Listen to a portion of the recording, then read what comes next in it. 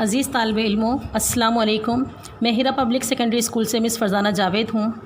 Rabbi इश्रह ली सदरी व यस्सिर ली अमरी वहलुल उक़दतम मिन लिसानी यफ़क़हू क़ौली। अज़ीज़ तालिब इल्मों, आज हम अपने हिस्सा नज़म का आगाज़ करने जा रहे हैं और हिस्सा नज़म में आगाज़ हम करेंगे नज़म हमद से। नज़म हमद को मैं बुलंद आवाज़ से पढ़ूँगी, आप उसे गौर से सुनिएगा। इसके बाद में उसके मुश्किल अल्फाज के मायने और उसके मफ़हूम को बताती जाऊंगी। उम्मीद है तवज्जो से सुनेंगे। खुदाया नहीं कोई तेरे सिवा, अगर तू ना होता तो होता ही क्या। तसव्वुर तेरी ज़ात काहे मुहाल, किसे ये सकत और कहाँ ये मजाल। बनाई है तूने ये क्या खूब छत, कि है सारे आलम की जिसमें खपत। ये तारे जो हैं आते जाते हुए, चमकते हुए जगमगाते हुए।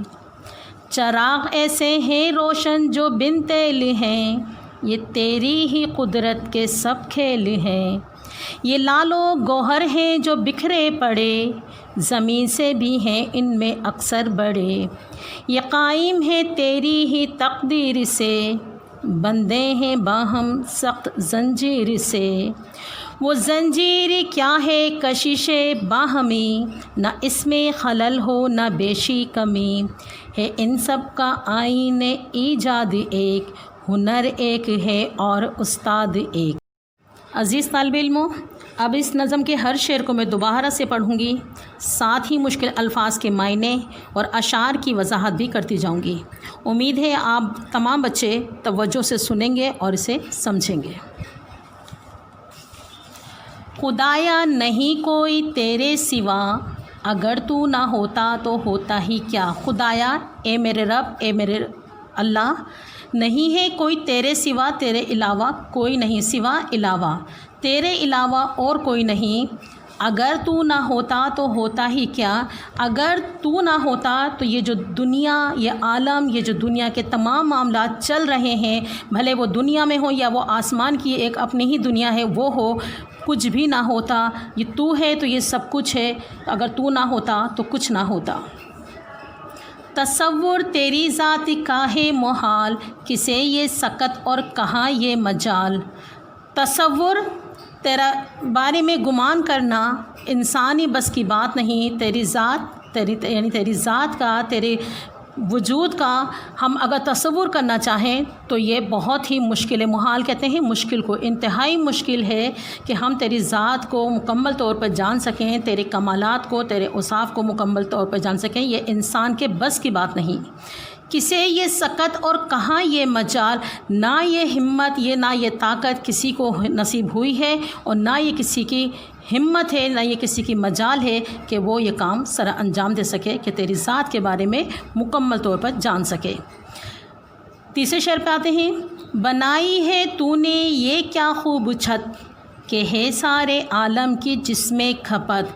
ए अल्लाह ताला, तूने जो ये हमारे सरों पर आसमान की सूरत खूबसूरत सी छत बनाई है, इस छत के अगर हम निज़ाम को देखें, इस छत को, इस आसमान के निज़ाम को हम देखें तो हमें एक यहाँ पे एक वसी दुनिया नज़र आती है कि इसमें सारा दुनिया, ये जो ज़मीनी दुनिया है ये भी इसके अंदर समाई हुई है, और इस आसमान पर जो एक दुनिया काम कर रही है वो भी बेमिसाल है, और जिसमें बेशुमार चीज़ें हैं, बेमिसाल कुदरतें तेरी बिखरी हुई हैं।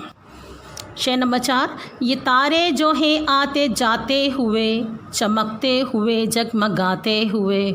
इस शेर में शायर कहते हैं ये जो आसमान पे अगर हम नज़र डालें तो हमें आसमान पर बेशुमार अजसाम नज़र आएंगे जो चमकते हुए होते हैं, जो तारों की सूरत में हैं। ये तारे हम देखते हैं कि बाज़ तारे तो अपनी जगह पे मुतय्यन हैं, रुके हुए हैं, और बाज़ उसमें से ऐसे हैं जो हरकत करते हैं, इधर से उधर आते जाते नज़र आते हैं। बाज़ दफ़ा इनकी रोशनी मध्यम होती है, बाज़ दफ़ा बढ़ती है। तो ये सब अल्लाह ताला की कुदरत के खेल हैं कि उसने आसमान पर एक ऐसी दुनिया बसा दी है जो इंसान को वर्ताए हैरत में डालती है, जो इंसान को इस कोशिश में डालती है कि वो इनका खोज निकाले और इनको समझे। और ये बेशक ये तेरी ही कुदरत के सब अंदाज़ हैं, सब खेल हैं। शेर नंबर 5 पे आते हैं। چراغ ایسے روشن جو بن تیل ہیں، یہ تیری ہی قدرت کے سب کھیل ہیں۔ چراغ سے مراد تارے، آسمان پر یہ ٹم کرتے ہوئے تارے جو ہمیں صدیوں سے، ہزاروں سال سے روشن ہیں اور ہمیشہ جب تک اللہ تعالیٰ چاہیں گے روشن ہی رہیں گے، اور یہ بن تیل کے ہیں، یعنی بغیر کسی ایندھن کے کام کر رہے ہیں۔ بچوں، ہم دیکھتے ہیں کہ دنیاوی طور پر ہمیں کوئی کام مشین چلانی ہو یا ہمیں کوئی اور دیگر کام کرنا ہو تو اس کے لیے توانائی اور طاقت چاہیے ہوتی ہے، اور یہ بھی ایک وقت میں آ کر ایکسپائر ہو جاتی ہے، اور پھر ہمیں نئے سرے سے اس کی مینٹیننس یا اس میں تیل یا اس کی ایندھن فراہم کرنا پڑتا ہے۔ لیکن ہم دیکھتے ہیں کہ اللہ تعالیٰ نے آسمان کے تاروں کو جو ہزاروں لاکھوں سال سے روشن ہے، ہمیشہ سے روشن ہے، انہیں کسی تیل کی ضرورت نہیں، بس وہ اللہ تعالیٰ کی قدرت سے وہ اپنا کام کر رہے ہیں اور مسلسل کرتے چلے جا رہے ہیں، اور جب تک اللہ تعالیٰ چاہیں گے یہ تارے اسی طرح سے روشن رہیں گے اللہ کے حکم سے۔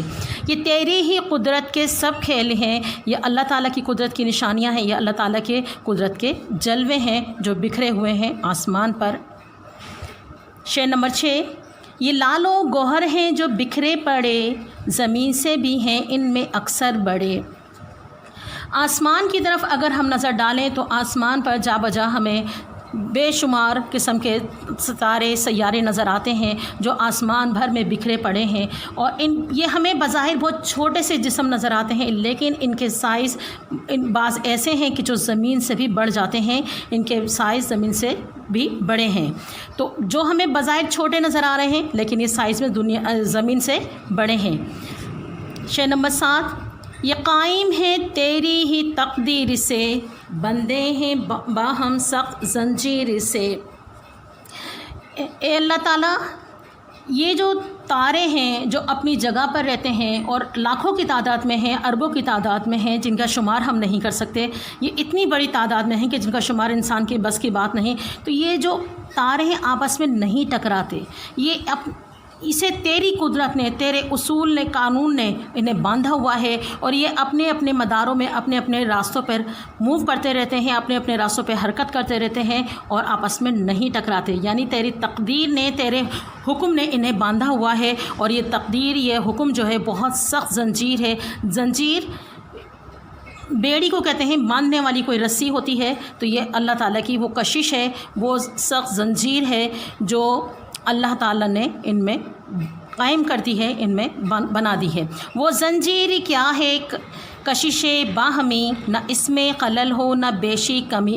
اب اس 8ویں شعر میں اس زنجیر کے بارے میں بتایا جا رہا ہے جن کی بنا پر یہ ستارے یا سیارے اپنی اپنی جگہوں پہ قائم ہیں، اپنے اپنے مداروں میں موو کر رہے ہیں۔ وہ زنجیر کیا ہے کشش باہمی، ان کی آپس کی کشش ہے، اسے یوں کہہ سکتے ہیں فزکس کے زمان میں کہ یہ قانون تجاذب کے تحت اپنے اپنی جگہوں پر قائم ہے اور آپس میں نہیں ٹکرا رہے، اپنے اپنی جگہوں پر مسلسل یہ کام میں لگے ہوئے ہیں، اور اس قانون میں، اس کشش میں نہ کبھی کمی، کوئی خرابی پیدا ہوتی ہے، خلل خرابی، نہ کوئی خرابی پیدا ہوتی ہے، نہ بیشی کمی، نہ کبھی اس میں زیادتی ہوتی ہے، نہ کمی ہوتی ہے، کیونکہ اللہ تعالیٰ کی یہ قائم کردہ ہے۔ ہمارا یقین ہے، ہمارا ایمان ہے کہ اللہ تعالیٰ کی قدرت لاجواب ہے، بے مثال ہے۔ ان سب کا آئین ایجاد ایک، ہنر ایک ہے اور استاد ایک۔ اس آخری شعر میں شاعر نے اس زنجیر کو بیان کر دیا ہے کہ ان جو ستاروں سیاروں کو باندھنے والی زنجیر ہے، ان سب کو ایجاد کرنے والا ایک ہے، ایک رب ہے۔ اگر اس کے ایجاد کرنے والے متعدد رب ہوتے تو ان میں کبھی بھی یکسانیت نہیں رہتی، اس میں گڑبڑ ہوتی، اس میں تباہی ہوتی۔ تو یہ اس بات کا ثبوت ہے کہ جو نظام اتنا پرفیکٹلی، اتنا مؤثر طریقے سے صدیوں سے، ہزاروں سالوں سے چل رہا ہے، اس بات کی علامت ہے، اس بات کی ضمانت ہے، اس بات کا ثبوت ہے کہ ان سب کو بنانے والا، ان سب کے پیچھے کام کرنے والا ہنر بھی ایک ہے، اور ان کو بنانے والا استاد یعنی رب بھی ایک ہے۔ امید ہے اسٹوڈنٹس آپ کو یہ نظم سمجھ میں آئی ہوگی، تو اس کو آپ نے دوبارہ اس کو اپنے طور پر اس کو پڑھنا ہے اور اس کو سمجھنے کی کوشش کرنا ہے۔ عزیز طالب علموں، امید ہے آپ کو یہ نظم اچھی سے سمجھ میں آ گئی ہوگی۔ تو نوٹس تو ہم نے اس کے آپ کو پرووائڈ کر دی ہیں تشریح کی صورت میں۔ آپ نے صفحہ نمبر 119 پر سوال نمبر 3 ہے، خالی جگہیں، ان کو آپ نے فل کرنا ہے، بھرنا ہے۔ اس کے علاوہ صفحہ نمبر 120 پر سوال نمبر 4 ہے کثیر الانتخابی سوالات والا، اسے آپ نے سولو کرنا ہے، نظم کو اچھے سے پڑھ کے آپ اسے سولو کرنے کے انشاءاللہ قابل ہوں گے۔ اس کے علاوہ سوال نمبر 4 بھی ہے اس میں، اس کو ذرا دیکھ لیجئے، اس حمد میں کل کتنے مصرے اور کتنے شعر ہیں، یہ بھی آپ لوگوں نے کاؤنٹ کر کے لکھنا ہے۔ اب اس کے بعد میں آپ کو کچھ شعر اور مصرے کی تعریف بتانا چاہوں گی۔ اس نظم کے پہلے شعر کو ہم غور سے پڑھتے ہیں۔ خدایا نہیں کوئی تیرے سوا، اگر تو نہ ہوتا تو ہوتا ہی کیا۔ ہم نے دیکھا کہ یہ دونوں ایک خاص وزن اور آواز رکھتے ہیں۔ اس طرح کے جن بامعنی الفاظ پر مشتمل مصروں یا کلام کو شعر کہا جاتا ہے۔ ہر شعر کے 2 حصے ہوتے ہیں اور ہر حصہ مصرع کہلاتا ہے۔ میم صاد ر عین مصرع کہلاتا ہے۔ پہلے مصرع کو مصرع اولا یعنی پہلا مصرع، اور دوسرے مصرع کو مصرع ثانی یعنی دوسرا مصرع کہتے ہیں۔ اور ان کی علامات صفحہ نمبر 120 پہ درج ہے کہ شعر کی علامات کے لیے وہ چھوٹی بڑی یہ کی طرح سے ایک بنا ہوا ہوتا ہے، علامت یہ ہوتی ہے، اور مصرع کے لیے عین کی علامت استعمال کی جاتی ہے۔ امید ہے آپ لوگوں نے اس کی اچھی سی تیاری کرنی ہوگی، کریں گے آپ اس کی اچھی سی تیاری، اور انشاءاللہ اگلے آڈیو کلپ میں آپ کے ساتھ پھر حاضر ہوں گی۔